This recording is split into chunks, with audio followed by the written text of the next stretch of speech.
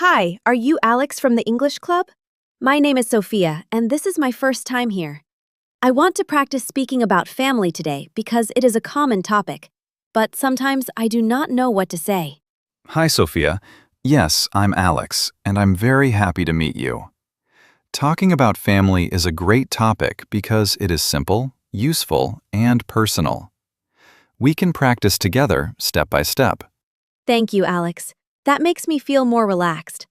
I can say a few easy things about my family, but I want to speak in a longer and clearer way. I also want to learn how to ask other people about their families. That sounds like a good plan. We can start with basic information, like how many people are in your family and who they are. After that, we can talk about jobs, personalities, and things your family likes to do together. Okay, I'll try. There are 4 people in my family: my father, my mother, my older brother, and me. We live in a small but comfortable house in the suburbs. My family is very close, and we spend a lot of time together. Very nice. That is already a clear introduction. You can also say, I come from a family of 4, because that is a natural sentence too. Now, can you tell me a little more about your parents? Sure. My father is 52 years old, and my mother is 49. My father works as a bank clerk, and my mother is a teacher at a primary school. They are both hardworking, and they always support me in my studies. That was excellent. Your sentences are simple, but they sound natural and warm. You can also describe what they are like at home. For example, is your father quiet or funny? And is your mother strict or gentle? My father is calm and kind. He does not talk too much, but he always listens carefully when I have a problem. My mother is friendly and patient, but she can be a little strict about time and daily habits. She wants everyone in the family to be responsible. That is a very good description. You used easy words, but they give a clear picture of your parents. Now let's talk about your brother. Do you get along well with him?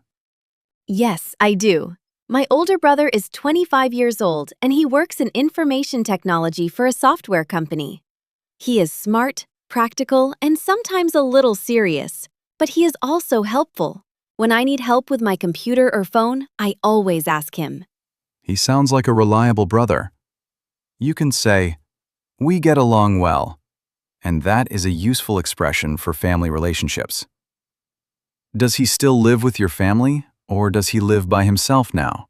He lives in an apartment near his office, so he does not live with us now. But he visits us almost every weekend, especially on Sunday.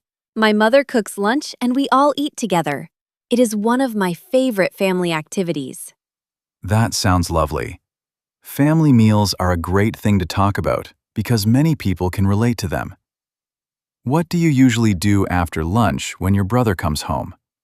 Do you stay in the house or do you go somewhere together? Usually we stay at home for a while and talk about our week. My father often watches the news, my mother prepares fruit or tea, and my brother tells funny stories from work. In the evening, we sometimes go for a short walk in the park near our house. That's very natural and easy to understand. You are doing really well. Now I'll tell you a little about my family, and then you can ask me some questions. There are 5 people in my family: my parents, my younger sister, my grandmother, and me. That's interesting. So your family is a little bigger than mine. Do you all live together, or do some family members live in different places? And what does your sister do? My parents and my grandmother live together in my hometown, but I live in the city because of my job.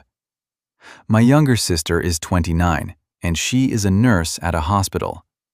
She is very caring and active, and she loves helping people. My grandmother is retired, and she spends most of her time gardening and reading. Your sister's job sounds meaningful, and your grandmother's hobbies sound peaceful. What about your parents? What kind of work do they do, and what are they like? I want to practice asking and answering in the same way. My father used to be an engineer, but now he is retired. He enjoys fixing things around the house and giving advice, even when nobody asks for it. But he means well. My mother runs a small flower shop, and she is cheerful, busy, and very social. She knows many people in her neighborhood. I like that description. It feels very real and easy to imagine. Your mother sounds warm, and your father sounds experienced and helpful. Do you visit them often, even though you live in the city now? Yes, I visit them about twice a month. If I am very busy, I call them during the week, and we have a long conversation on the phone. We talk about work, health, food, and small things from daily life. I think regular contact is important in a family. I agree with you. I also think small conversations are important, not only big family events. Sometimes I just sit with my mother in the kitchen and tell her about my day. Those simple moments make me feel safe and happy. That is beautifully said. Family is often about simple moments, not only special occasions. Now, let's practice some useful questions. You can ask me, "How many brothers and sisters do you have?" Or, "What does your mother do?" Okay, let me try. How many brothers and sisters do you have? What does your mother do in her flower shop every day? And do you help your family when you go home? I have one younger sister and no brothers. In her flower shop, my mother talks to customers, makes flower arrangements, and takes care of the plants. When I go home, I help with small jobs, like carrying heavy things, cleaning the garage, or driving my grandmother to appointments. Those are very useful answers. Now I want to practice longer answers about my own family too. In my family, I usually help my mother wash vegetables, set the table, and clean the kitchen after dinner. I also help my father with shopping sometimes because he likes company. Excellent! That sounds smooth and natural. You are not only naming people now, but also showing your role in the family. That makes your English sound more complete and more personal. I'm happy to hear that. Sometimes I worry because my English is still basic, but I want to speak with confidence. I think family is a good topic for beginners because the words are common and the feelings are familiar. It is easier to speak when the topic is close to my life. You are absolutely right. When learners talk about real life, they often remember words more easily and speak more naturally. Basic English does not mean weak English. Clear and simple sentences are often the best sentences. That gives me more confidence. Before today, I mostly said only short things like, "My father is a doctor," or "I have one brother."